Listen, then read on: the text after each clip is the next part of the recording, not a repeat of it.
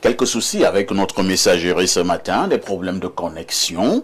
Donc sur WhatsApp, nous n'arrivons pas à avoir des messages, hein, c'est pas ce qui se passe. Alors, allons à la simple messagerie, où nous pouvons avoir quelques messages là. Bonjour à tous les démineurs présents sur le plateau. Un salut particulier à mon ancien prof, Monsieur Blériot. S'il vous plaît, Monsieur Parfait ici, je souhaite avoir, si possible, le numéro de Monsieur Zambo. Je suis un entrepreneur qui fait dans la production des registres locaux. C'est Brice Nemeteux depuis Bambis, Biamassi. La production des registres locaux, ça veut dire quoi? Moi, j'avoue que moi, je connais rien. Hein. Bon, essayez de m'appeler hein, après l'émission. On verra comment vous donner le numéro de M. Zambo. Bonjour les démineurs. Merci beaucoup pour la belle ambiance et la joie que vous distillez au quotidien. Salut particulier à vous tous sur le plateau et à Blériot. Un autre message, hein, on prend celui-ci. Que dit ce téléspectateur? Bonne journée du mardi entrepreneuriat. Bonne journée donc du mardi entrepreneuriat. Espace Miné, juste pour souhaiter une bonne journée à tout le panel. Et Néo vient de faire ce qu'il sait faire de mieux ici. S'il vous plaît, un de ces jours, faites-en une dénonciation. C'est Bertrand Amarois.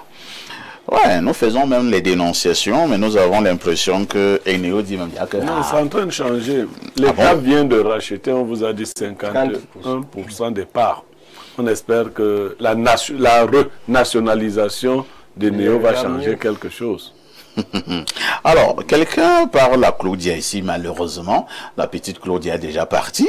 Il dit, bonjour le plateau et merci de transmettre à Claudia que l'église n'est pas la bonne direction lorsque l'on esquive les attitudes démoniaques. C'est Guy Mbozo, Mbomozo Mjo à Eboloa. Bon, si l'église n'est donc pas la bonne destination, quand il faut combattre le diable, il faut donc aller où? Il faut aller au Blériot. Mbomozo va nous dire. Mbomozo signifie d'abord quoi? Parce que ok, en attendant, retrouvez nos messages sur WhatsApp dans l'espoir que la connexion sera bien fluide tout à l'heure. Nous posons donc notre problématique principale sur la table de débat et nous passons d'abord la parole à Joseph Zambo. Joseph Zambo, ce matin, nous parlons de l'agriculture au Cameroun et dans certains pays africains. Nous avons fait le constat qui voudrait que cette agriculture soit sous-évaluée. Qu'est-ce qui peut être la cause d'une telle situation? Alors, l'agriculture, c'est l'activité que nos ancêtres pratiquaient beaucoup plus, parce que beaucoup d'entre nous, et surtout pour nos papas, ont grandi dans le cacao, le thé, les champs. Vraiment, c'est quelque chose qui était tellement accessible à tout le monde et c'est l'une des plus rares activités qui a réellement fait preuve de la réussite. Parce qu'aujourd'hui, je ne sais pas comment est-ce que les gens feront si jamais on dit plus d'agriculture. Mais le seul problème, c'est que cette activité est restée une activité villageoise. Ça signifie que la mentalité voudrait qu'en Afrique, l'agriculteur soit un villageois. Soit quelqu'un de sous-évalué, même socialement. Quelqu'un qui a même raté sa vie. Oui, vraiment, la seule erreur à ne pas faire, c'est d'aller auprès d'une fille et de dire « je suis agriculteur ». Réellement, pourtant, c'est une activité qui a donné beaucoup d'argent, qui emploie énormément de jeunes. Parce que quand on dit qu'on va au village pour les grandes vacances, c'est pour faire le champ qui va permettre à ce qu'on nous envoie les maniocs, l'arachide, le macabo durant l'année académique. Et c'est même l'agriculture qui a payé. Si aujourd'hui même le cas du Cameroun, la jeunesse est beaucoup scolarisée, c'est parce que beaucoup d'enfants des familles pas très riches font beaucoup d'écoles en attendant des opportunités. Et il y a même le président de la République, hein, son Excellence Paul Biya, au comice agropastoral des Bolova. Et il disait dans son discours, nous sommes tous d'une manière ou d'une autre, hein, fils ou petits-fils d'agriculteurs. Exactement. Mais le seul problème, c'est que les politiques publiques n'intègrent pas bien assez la valorisation de ce secteur d'activité. Et ce secteur connaît beaucoup de problèmes Parce que s'il faut aller à la transformation industrielle, parce qu'il y a à faire des champs, il y a à faire de l'agro-industrie. Aujourd'hui, on aimerait très bien que toutes les activités qui sont artisanales deviennent des grandes activités industrielles. Mais cela demande un coup de pouce des politiques publiques. Déjà, la bonne éducation de la jeunesse sur cette activité. Deuxièmement, il faut donc injecter un tout petit peu de fonds afin que ce secteur-là puisse se développer. Les machines. Il faut bien qu'on ait certaines facilités. Quand bien même on a de l'argent pour commander des machines agricoles à l'extérieur, on a des problèmes à les dédouaner. Sur place au Cameroun, il y en a des entreprises, des entrepreneurs, des jeunes qui fabriquent même des machines ici, mais ils n'ont pas accès au financement pour développer. Ils peuvent faire 2, 3, 4 machines qui fonctionnent. On a des machines qui décortiquent la pistache au Cameroun. C'est qui a été une grande révolution. Oui, on en a des jeunes qui fabriquent.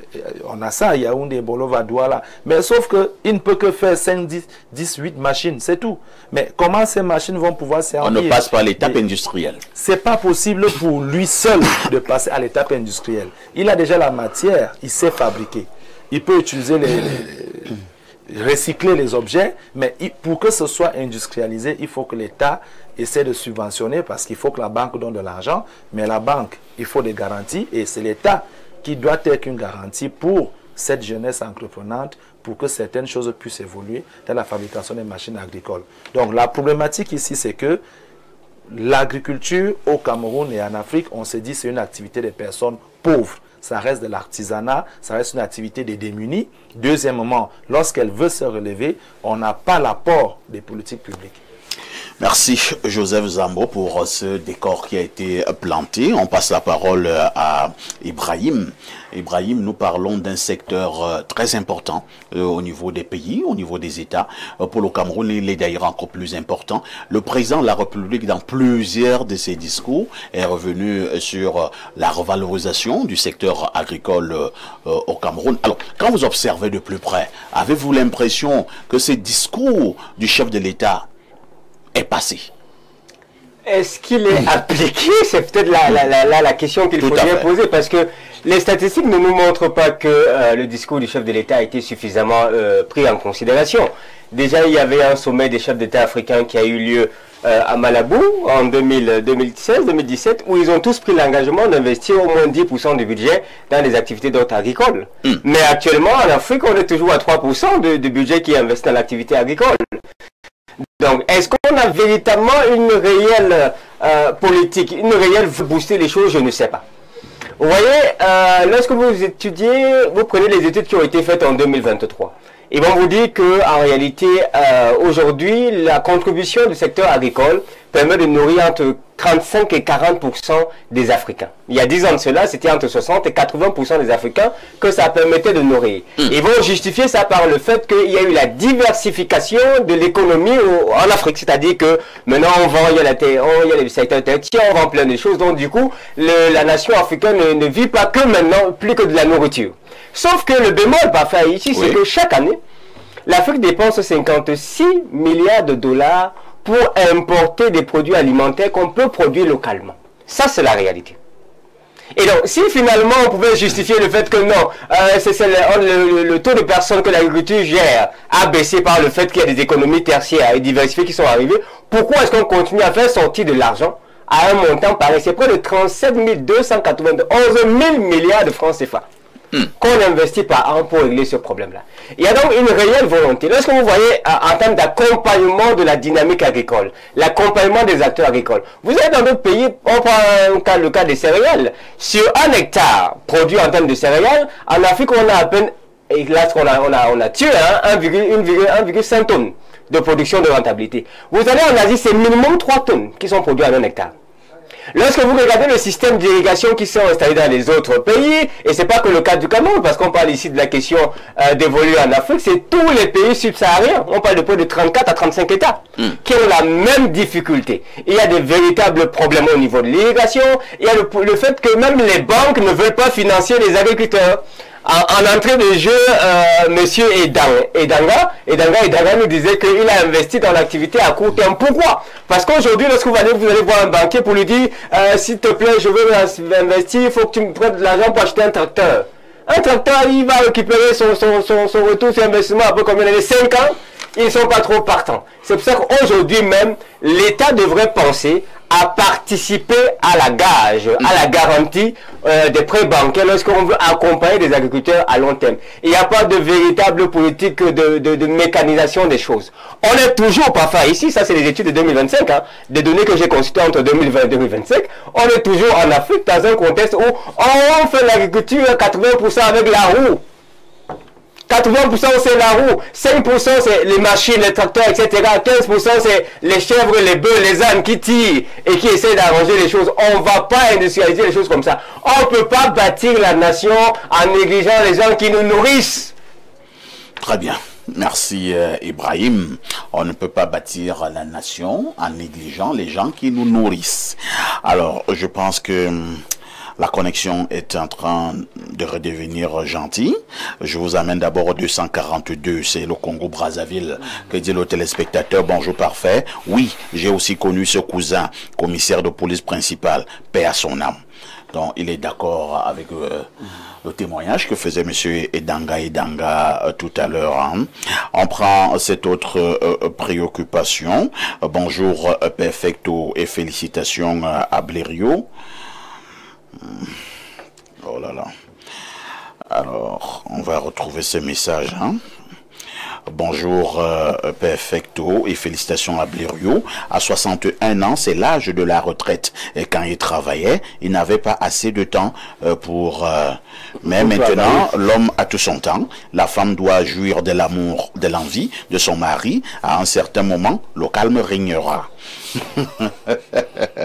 Vous êtes terrible, hein? La femme là vous dit qu'elle souffre. Vous êtes là en train de jouer. Alors, on va prendre une autre préoccupation. Oh là là.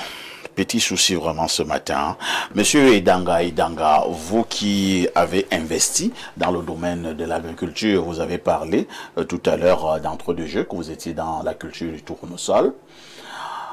Avez-vous l'impression que lorsqu'on est agriculteur en Afrique, et surtout pour le cas du Cameroun, on est bien parti pour une réussite? Dire qu'on est bien parti pour la réussite, je ne pense pas. Et pourquoi vous restez donc là?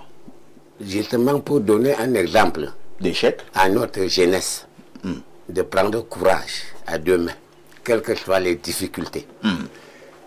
Quoique l'État fasse des efforts pour mettre les moyens à disposition pour développer l'agriculture au Cameroun, quand nous allons dans un stade de football, nous partons pour voir les acteurs de football qui sont les joueurs. Or, contrairement à l'agriculture, tous les fonds que l'État met à disposition pour développer l'agriculture au Cameroun ne vont pas chez les vrais acteurs de l'agriculture. Ces fonds partout? Question. Sinon, moi, par exemple, qui fais un travail patriotique, l'État devait déjà me venir en aide pour m'accompagner dans ce que je fais. C'est ce que je veux dire. La plupart des acteurs agricoles se battent tout seuls pour nourrir le Cameroun tel que venait de le dire le frère. Je vais vous donner un exemple. Allons-y. Dans la plupart de nos banques, qui sont des banques commerciales, étant donné que nous n'avons pas de banque de développement, alors ces banques donnent une exigence aux agriculteurs de mettre 30% du besoin du fonds, 30% pour pouvoir les accompagner. Or, quelqu'un qui veut faire par exemple la culture de tournesol, étant donné qu'un État, en investissement pour un État, on dépense 700 000 pour faire un champ de 1 hectare de tournesol. Alors, quelqu'un qui veut faire 3 hectares, ça fait 2 100 000. Tout à fait. Tout à fait. Dans les 2 100 000, la banque vous exige 30%. L'agriculteur qui a les 30% va mettre son argent directement dans son champ pour se battre tout seul, doucement. Il ne peut pas. Il faut être réaliste. Oui, il faut être réaliste. Il ne va pas aller voir la banque. Il ne veut pas aller voir la banque. Or, la banque devrait normalement, quand vous avez déjà les terres, Les terres servent à quoi? N'est-ce pas, c'est un apport. La terre, c'est un apport. L'autre, vous avez défriché, vous avez acheté la machette pour défricher, c'est un apport. Maintenant, ce que la banque doit vous donner, il vous exige encore 30%. Ça ne peut pas donner. Voilà pourquoi l'agriculture ne se développe pas en Afrique, et principalement au Cameroun. Merci, M. Dangaï Danga. On repart dans notre messagerie. Bonjour à vous, Monsieur Parfait Aïssi, ainsi qu'à votre panel. Par rapport à la dénonciation du jour, le père là doit savoir que quand un arbre a déjà les piquants, même l'escargot ne peut plus monter dessus, et qu'il prenne ses potions avec modération pour que la mère s'adapte mieux. On ne bouscule pas trop la vieille marmite et qui t'a fait cuire les meilleures sauces. C'est Wilson depuis Yokadouma qui envoie ce message. Il est très codé. Hein. Un message vraiment bien codé. Alors, prenons cette autre préoccupation. Allons au plus 33. Il s'agit là de la France. Que dit le téléspectateur de la France? Bonjour Perfecto et à ton panel. Pour la dénonciation de Blériot qui honore le syndicat, il faut dire que l'activité sexuelle masculine peut évoluer avec l'âge et les changements peuvent varier d'un homme à l'autre. Le génie de notre héros est redoutable kosovar et qu'il a su inverser à son âge les changements physiologiques qui peuvent affecter la fonction sexuelle telle que la diminution de la testostérone et des performances sexuelles, les problèmes d'érection et j'en passe. Ce monsieur représente valablement son village. C'est un vrai Mbarkono. C'est Dr Fabio Tama. Merci d'honorer les Mbarkono. Il paraît que les Mbarkono frappent bien le Ouais, on peut le confirmer. Autre message ce jour. Alors que dit le téléspectateur? Nous prenons celui-ci. Bonjour le modérateur Promax. J'apprécie le travail que vous abattez avec votre consultant et vos nombreux invités. J'apprécie les dénonciations qui ressassent l'état réel de notre société. J'ai une dénonciation qui me tient à cœur et je voudrais la partager. C'est un problème qui a déjà certainement causé de nombreux décès et j'aimerais entrer en contact avec le célèbre Blériot, Jérôme N, depuis le quartier Étoudi. Venez à Info TV et Blériot vous-même dit souvent que vous pouvez le joindre sur sa page Facebook. Autre message, hein? Bonjour le panel, le papa doit arrêter de prendre la potion quand il veut aller avec sa femme, mais il doit la prendre quand il veut aller avec ses petites. C'est Ibrahim depuis Ongozo. Mais les effets seront reportés toujours. Bon, il ne sait pas quelle la durée de l'effet dans l'organisme. Alors, autre préoccupation ce mardi matin. Bonjour, ce matin au panel, toujours jovial. C'est une situation très grave et délicate. Si une femme subit des violences ou des traumatismes sexuels de la part de son mari, il est essentiel qu'elle reçoive le soutien et l'aide nécessaire. Voici quelques étapes et qu'elle pourrait considérer. 1. Demander de l'aide à un professionnel, un thérapeute, un conseiller ou un psychologue peut offrir un espace sûr pour discuter de ses expériences et trouver des stratégies pour faire face. 2. Contacter des organisations de soutien. Toi, tu as ta femme. Mais tu contactes les organisations de soutien.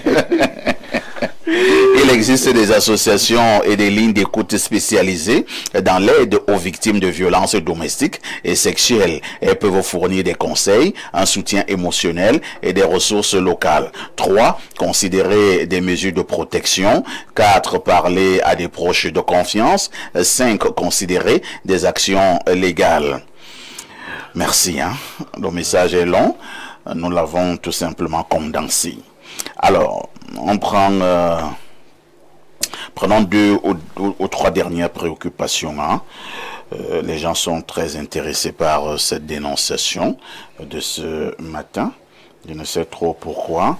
Bonjour, parfait. Moi, je pense que...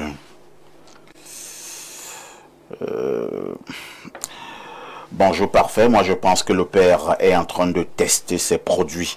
Il faut le laisser s'exercer, dis donc. N'est-ce pas qu'on n'est pas efficace, c'est les mêmes femmes qui se plaignent.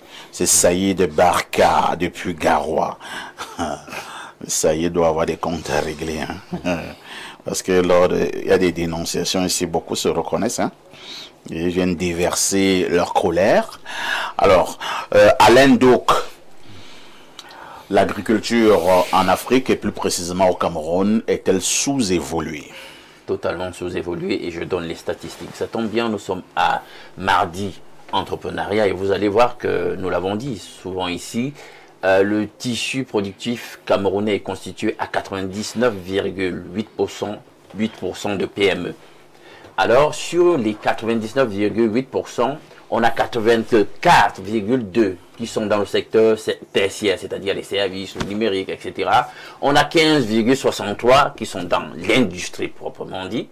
Et puis, on a 0,17% dans l'agriculture. Donc, on n'a pas, stricto sensu, une agriculture au Cameroun. Elle est nullifiée. Ça veut dire qu'on ne pratique pas d'agriculture. Même les opérateurs économiques, les entrepreneurs ne veulent pas s'y investir. Alors, si on en est là, ça veut dire qu'il y a un problème dans la vision politique de la place que doit occuper l'agriculture dans le développement du Cameroun. Il y a un problème dans la prospective politique du développement centrée sur la problématique de l'agriculture. Alors, c'est le grand paradoxe. Pour faire de l'agriculture, nous avons des terres. Ça, en termes d'avantages comparatifs, ça c'est nos forces. Ouais. Il y a de l'espace. Les terres sont fertiles, elles sont irriguées. Ça, on a des forces et on se rend compte que ce qui devrait, dans le concert des nations, constituer notre avantage comparatif avec d'autres nations, ou même à l'échelle du continent, avec d'autres continents, devient sous-exploité. Comment se fait-il que votre force n'est pas utilisée? Elle est sous-évaluée, elle est sous-évoluée, elle est attardée, elle est même nullifiée dans le cas du Cameroun. La question foncière se pose, parce que pour faire de l'agriculture, il faut avoir des terres, tout à fait. Il faut avoir de l'espace, que ce soit l'agriculture, tant sur le plan de la pitance, de la subsistance, que l'agro-industrie ou alors l'agriculture extensive. Or, déjà au niveau du Cameroun, il se pose déjà un problème foncier, des problèmes de domaine, d'acquisition de titres.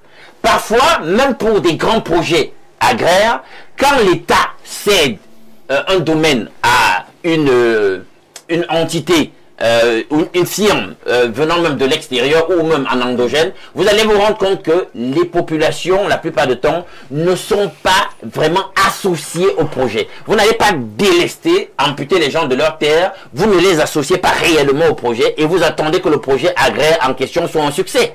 Ils seront les premiers à le saboter. Il faut les associer, il faut qu'ils soient partie prenante. Et parfois le gouvernement a fauté là-dessus avant de s'en rendre compte et de rétropédaler. Maintenant, nous sommes en compétition avec des économies plutôt bien structurées ailleurs. Eux là-bas, on subventionne tout le secteur primaire. Les agriculteurs sont subventionnés. Et je dis de façon sérieuse, conséquente, par les pouvoirs publics. Et parfois, vous le savez, on le voit dans les bulletins d'information, dans les chaînes étrangères, quand ils commencent à être frustrés sur un aspect de leurs activités, ils grèvent. On va chuter. Pour dire qu'ils réclament de l'État le soutien qu'ils doivent avoir. Ici, notre agriculture n'est pas subventionnée. Combien de projets agraires ici au pays? Est-ce qu'on peut vraiment dire que notre agriculture n'est pas subventionnée? Si nous prenons quand même... J'en verrai parce que le cas du ministère de l'Agriculture, voilà, et je voulais parler des projets. Quand vous prenez le ministère de l'Agriculture et du Développement Rural, il y a une panoplie de projets. Il y a une panoplie de projets. Il y a des partenaires internationaux qui mettent beaucoup d'argent dans cette affaire. On subventionne certains intrants comme les semences. C'est le plus facile, c'est le plus basique, c'est le plus trivial. Hein? C'est pas ça le plus complexe si on veut faire une véritable agriculture au niveau industriel ou intensive, extensive. C'est pas le plus difficile, c'est pas les semences. Et encore que, sur la question même des semences, est-ce que nous avons une bio-ingénierie ici qui nous permet véritablement de dire qu'au niveau mondial ou au niveau de l'Afrique, nous sommes effectivement performants et nous avons travaillé dans le sens de créer, nous-mêmes ici, par la biogénétique, des semences qui permettent véritablement d'être performantes. en termes de productivité. Ça, c'est à questionner. Maintenant, pour les projets, il y avait un projet ici, ils ont dit qu'on devait avoir un projet de montage de tracteurs ici. Vous l'avez vu quelque part. Un projet ici qui disait qu'on devait produire nous-mêmes de l'engrais bio. Vous l'avez vu quelque part, vous, les usines, etc. Donc, je dis que c'est dans la stratégie publique qu'il y a un problème.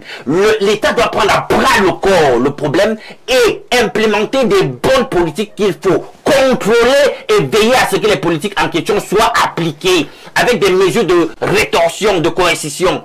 Or, c'est ce qu'on n'arrive pas à faire. Quand vous êtes dans un contexte où la corruption est en train de tout gangréner, hein, où le fonctionnaire, lorsqu'il y a un projet, lui voit, au lieu de voir comment l'agriculture va prospérer, voit le nombre de milliards que lui pourra détourner pour son compte, vous pensez qu'on va aller où avec ça?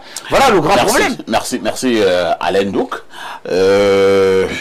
Pierre Bleureux, je vous passe la parole en vous posant la question d'un téléspectateur, hein, et dit bonjour le génie du micro. Vraiment, au Cameroun, on ne fait pas l'agriculture, mais plutôt le champ. Vous êtes d'accord avec ce téléspectateur? En général. Nous ne faisons pas l'agriculture, mais nous faisons le champ. Parce que les moyens pour faire de l'agriculture, je l'ai souvent dit ici, sont colossaux. Et Alain Douk et autres l'ont dit, vous devez être accompagné. Quand un Africain a 10 hectares, il dit qu'il est riche. Je vous assure, on ne vous classe pas parmi les agriculteurs de l'autre côté. C'est sûr. Non, vous n'êtes pas agriculteur. 10 hectares. Nous, ici, les gens ont des champs pour vivre. Vous avez vu la question du blé? Vous avez vu comment on nous a entourloupés? Le président de la République a ordonné que l'IRAD travaille, ainsi de suite, au remplacement du blé que nous importons. Parfois, ici, on voit ça récemment avec le blé, mais allons même plus loin. Il y a une technique qu'on utilise au Cameroun depuis longtemps. L'un des Camerounais les plus riches était importateur de pâtes alimentaires. On ne va pas citer les noms. Les Camerounais qui se font beaucoup d'argent sont dans le poisson, sont dans l'importation du riz. Alors que nous avons une vieille société qui devait produire du riz. Hein. C'est que les gens, c'est un manque de volonté des collaborateurs du chef de l'État. C'est comme ça que ça fonctionne. Ils préfèrent donner des licences aux gens pour importer ces produits contre des pourcentages et empêcher que... On vous a dit 0,17%. On ne fait pas d'agriculture. Quand vous partez du village de Pafa ici jusqu'à Douala, les deux côtés, regardez comment c'est vite. Allez dans le Grand Nord, en dehors des arachides et les sorgho, les espaces sont... Allez même chez moi à l'Est. Allez à l'Est. Vous allez voir la forêt. Oui. Mais qu'est-ce qu'on va faire ça comment? Mais vous regardez les petits pays en termes de superficie comme la France. Mais qui vous parle des espaces terribles? Des fois je me demande si... Regardez, j'ai souvent des images. Quand vous regardez un film chez les Blancs, la maison, c'est la chambre qui est aussi grande que notre studio. Vous voyez vous dites que les gens sont dit qu'ils n'ont pas d'espace. Comment eux ils font? Rapportez ça au niveau de l'agriculture. Quand vous voyez un agriculteur français, le gars vous parle de 150 hectares de terrain. Minimum. Tu dis, mais attends, il a pris 150 hectares de terrain où? D'autres ont parlé ici de la question foncière. Et nous, chez nous, avec l'insécurité foncière, avoir même tes 150 hectares de terrain, c'est un danger. Vous savez que la loi vous dit que le chef a plus de 50 hectares, c'est le chef d'État qui l'autorisation. Bon, maintenant, les titres fonciers ne sortent pas. Quand ils sortent eux-mêmes, ils sont souvent mafieux. C'est-à-dire, vous investissez sur 150 hectares, matin, on vient vous dire que ce n'est pas votre terrain. Vous faites comment? Quelqu'un va mourir seulement. Parce que si j'ai mis...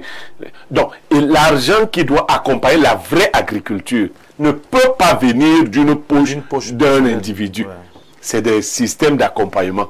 Et il faut le faire pour atteindre la vraie autosuffisance. On avait déjà atteint ça. Comment il se fait que 30 ans après, nous on recule? Ce que nous produisions avant, même l'huile de palme, parfois ici nous importons déjà l'huile de palme. Ouais, tous les autres pays ont évolué. Nous, bon, c'est le cacao qui nous reste là maintenant. Mais la tendance risque encore de s'inverser. Ce n'est pas normal. Merci. Bonjour les démineurs. Nous n'avons pas besoin d'une agriculture de énième génération. Nos parents et grands-parents nous ont nourris avec la machette et la houe.